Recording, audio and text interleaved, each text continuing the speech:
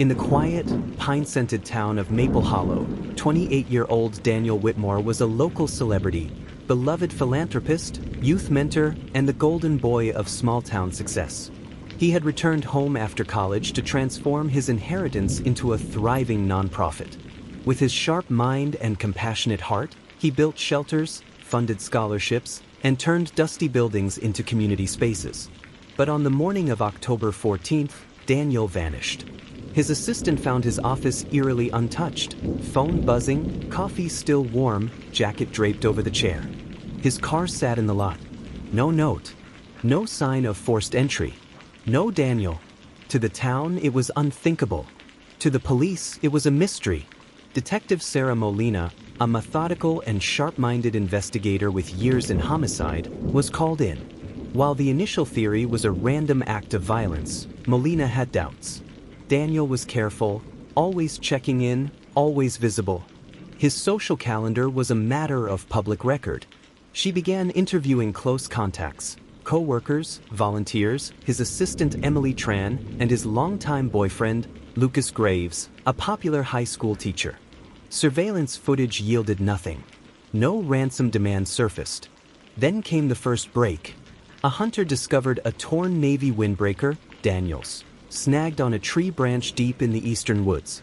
Nearby lay a burner phone, smashed but intact enough to pull data from.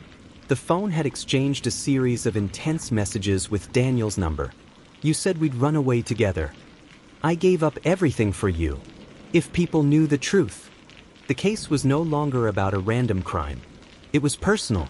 All eyes turned to a new name, Clarissa Voss, a woman from Albany linked to the phone via bank transfers Daniel had quietly made over the past year.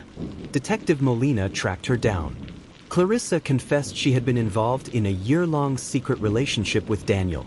She claimed he promised to leave his boyfriend in the town, start fresh somewhere else. But he'd hesitated. Their last conversation had ended in tears and threats. She became the prime suspect. But inconsistencies in her timeline and lack of physical evidence cleared her, at least for the moment.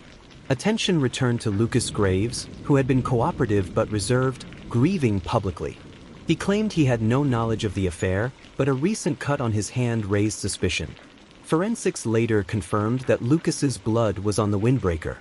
Still, without a body, Molina couldn't make an arrest. Then came the turning point.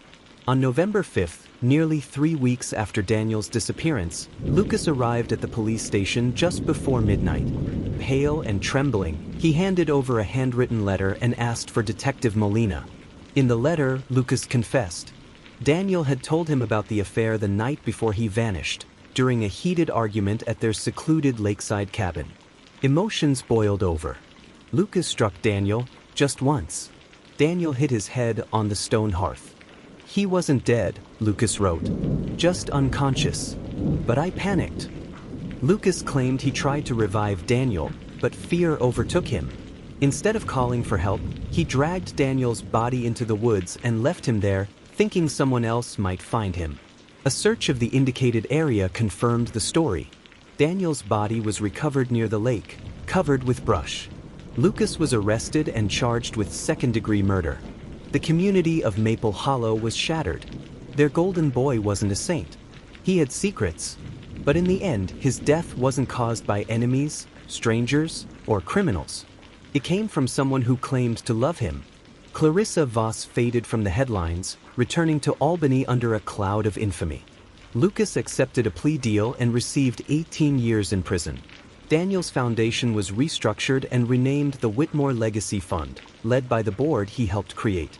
The town vowed to honor his work, even as they grappled with the truth of his life. Every October 14th, townsfolk light candles in the square, remembering the man who gave so much and the tragedy that took him too soon.